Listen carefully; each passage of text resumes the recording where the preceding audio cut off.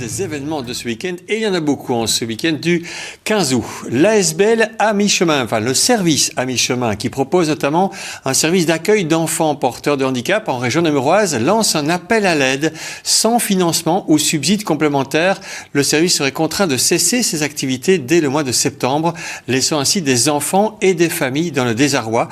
Pour en parler, nous recevons la directrice de ce service, Sylvie Delceau. Bonsoir. Bonsoir. Et bienvenue. Alors, on va parler du service à mi-chemin et de l'ASBL Mathéo qui encadre en fait ce service. Alors, que propose l'ASBL et concrètement, au quotidien, à mi-chemin, c'est quoi et que proposez-vous ?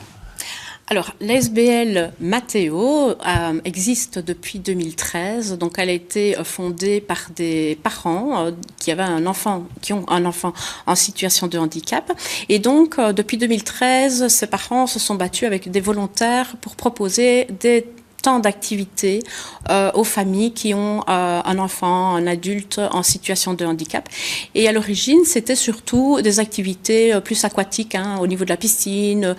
C'était des activités de tri de bouchons, des activités de travail sur les palettes. Et donc, la vente et tous ces produits ont beaucoup aidé l'ASBL Mathéo à tenir le cap et à proposer pendant de longues années des activités.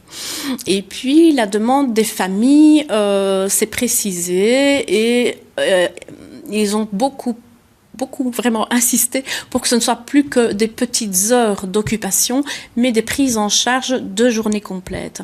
Et donc, c'est comme ça qu'est né le service à mi-chemin, qui accueille donc, jeunes autistes. Je dis jeunes autistes, mais ce sont des personnes de 18 à 44 ans, donc, qui restent toujours l'enfant de quelqu'un. Et donc, ce service à mi-chemin fonctionne depuis 3 ans. Mais sans subside récurrent. Donc, c'est-à-dire que au départ, la VIC a agréé ce service. Donc, le service à mi-chemin a cet agrément. Il a été audité. La qualité du service est reconnue par la VIC sans problème. Les parents, donc les 8 familles qui nous confient leur enfant, manifestent leur satisfaction par rapport à la prise en charge, parce que nous parlons ici d'autistes complexes, d'autisme sévères, et ce sont des personnes qui, en général, ont des difficultés après la scolarité dans l'enseignement spécial ou dans un lieu d'accueil pour enfants. Ils sont vraiment en difficulté de trouver un lieu d'accueil pour adultes. Oui, parce qu'il n'y a pas beaucoup de structures, il faut le dire. Voilà. Et alors, il faut dire que c'est un grand soulagement pour les familles qui, pendant quelques heures au moins, en journée, peuvent vous confier leurs enfants et peuvent un peu eux-mêmes se reposer un peu, parce que c'est très difficile de vivre 24 heures sur 24 avec un enfant porteur de handicap. Oui, et donc, tout à fait. Vous encadrez ces jeunes avec des professionnels, ça il faut le dire, qu'il faut payer forcément, voilà. Oui, voilà. Voilà. Mais comment on est arrivé à la situation financière actuelle alors ? Alors, donc, comme j'expliquais depuis 2013, l'ASBL a toujours fonctionné avec des appels à projets sur fonds propres, en faisant appel au mécénat, en faisant des actions. Donc, l'ASBL n'a jamais demandé de reconnaissance ou de subside récurrent à la région wallonne. Donc, depuis lors, l'ASBL vit avec sa propre trésorerie. Mais ici, afin de pouvoir accueillir plus de personnes, d'adultes autistes, il a fallu qu'on s'installe dans un bâtiment avec un équipement adéquat. Et donc, l'ASBL a de nouveau investi dans l'infrastructure sans demander quoi que ce soit à la région wallonne. Donc, la VIC donne un agrément, mais n'attribue aucun subside pour l'infrastructure. Et donc, de nouveau, c'est l'ASBL qui a financé par ses propres moyens et en faisant appel au mécénat. Et donc, au fil du temps, le coût salarial est extrêmement important, plus tous les coûts de fonctionnement font que la trésorerie s'est éteinte au fil des années. Et donc, il y a pas plus d'1 an, donc oui, il y a 1 an tout juste, on avait alerté les pouvoirs publics en expliquant que l'ASBL ne peut plus. On accueille 8 bénéficiaires, on a un agrément, mais comment faire pour payer les salaires, pour fonctionner sans subside. Et donc, on nous a accordé ce qu'on appelle un accord du non-marchand, mais l'accord du non-marchand, c'est 20 000 € annuels. Donc, vous imaginez bien que c'est vraiment... Pas assez du tout, évidemment. Voilà, c'est vraiment démis. Donc, on a signalé que on était vraiment en difficulté et qui devait entendre que si nous ne pouvions pas accueillir ces 8 personnes, elles allaient retourner à leur domicile et des parents allaient se retrouver au chômage en tant qu'aidants proches. Parce qu'elles doivent s'occuper de leurs enfants à chaque heure. Absolument, Évidemment. Oui, ce sont des personnes qui ne peuvent absolument pas rester seules 1 heure. Il n'en est pas question. Et donc... la VIC a trouvé un moyen de nous apporter un subside supplémentaire, mais qui reste absolument insuffisant pour pouvoir continuer à couvrir les frais de fonctionnement du service. Et malheureusement, maintenant, donc là, on est dans le concret. À la fin de ce mois d'août, en fait, ici, vous allez devoir licencier votre personnel. Les enfants vont se retrouver sans structure, retourner dans la famille. Donc là, la situation est quand même très préoccupante. Oui, vous lancez un appel à l'aide. Comment pourrait-on vous aider ou quelles solutions vous essayez d'envisager si c'est possible de s'en sortir? Alors, bon, la première chose, c'est l'appel aux dons. Donc, on fait un appel aux dons. On a un compte qui permet aux personnes de faire un don, que ce soit 3 €, 10 € ou plus. Tous les dons sont importants.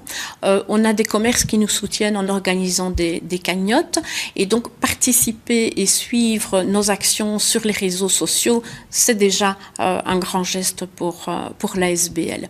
Maintenant, il faut savoir que si effectivement nous n'arrivons pas à payer les salaires du mois de septembre, ces jeunes gens vont rentrer à leur domicile, mais ça veut dire que ces parents, du jour au lendemain, vont devoir ou se mettre en maladie, ce qui n'est pas le plus évident, ou vont devoir proche, ou redevenir coûter de toute façon aussi au pouvoir public, quoi. C'est ça que vous voulez dire. Coûter, si pas plus. Ok, donc vous lancez aussi un appel au pouvoir subsidiant, au pouvoir politique, que ce soit, je sais pas, au niveau de la ville de Namur ou la région wallonne, la Fédération des Bruxelles, pour avoir un financement récurrent, ce serait ça l'idéal? Voilà, alors on est en contact très régulièrement depuis 2 mois avec le cabinet du ministre Copiters et d'autres politiques. Il y a le soutien, en tout cas on est entendu par les politiques namurois et par monsieur Copiters. Mais il n'y a encore rien de concret. Il n'y a rien de concret. Maintenant, on sait qu'il y a un plan autisme qui existe depuis 2016. On sait qu'il y a des budgets qui avaient été dégagés à l'époque, mais nous n'existions pas encore concrètement.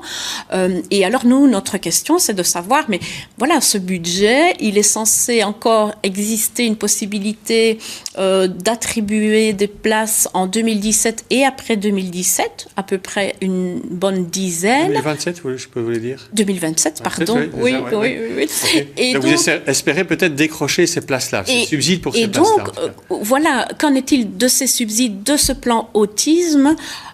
Et effectivement, est-ce qu'en 2027, nous allons pouvoir ne plus être ce qu'on appelle un SAPS, un service agréé et non subsidié, mais plutôt entrer dans le vif du sujet, c'est-à-dire l'accueil et l'accompagnement de personnes autistes et entrer dans ce plan autisme. D'autant que vous avez fait vos preuves et que le travail au quotidien est vraiment bon et reconnu par les familles et par les proches. Alors, pour vous aider, je pense qu'on a, je ne sais pas si on a déjà donné, mais un site internet pour suivre vos appels à l'aide, vos activités, ce que vous faites avec le site de l'ASBL Mateo. Donc, c'est le www.mateo. En fait, c'est Mat comme Mathéo, le prénom, et EAU comme de l'eau, .be, c'est le plus facile. Et donc le compte bancaire qui s'est affiché sur notre écran pour tout don. Voilà, je dirais, on croise les doigts et la situation, c'est maintenant que ça va jouer ici fin du mois d'août, quoi. Tout à fait. Et alors, une chose qui est vraiment très importante à savoir, c'est que les 8 familles se mobilisent leur réseau et mettent en place une pétition. Donc, dès qu'elle sera en ligne, on mettra l'information sur nos sites, sur nos réseaux. Donc, une pétition qui demande de l'aide pour les familles. Très bien, bien. Espérons que cet appel sera entendu. Donc, c'est la SBL Mathéo et le service à mi-chemin. En allant sur les réseaux sociaux et sur Internet, vous le trouvez facilement. Oui.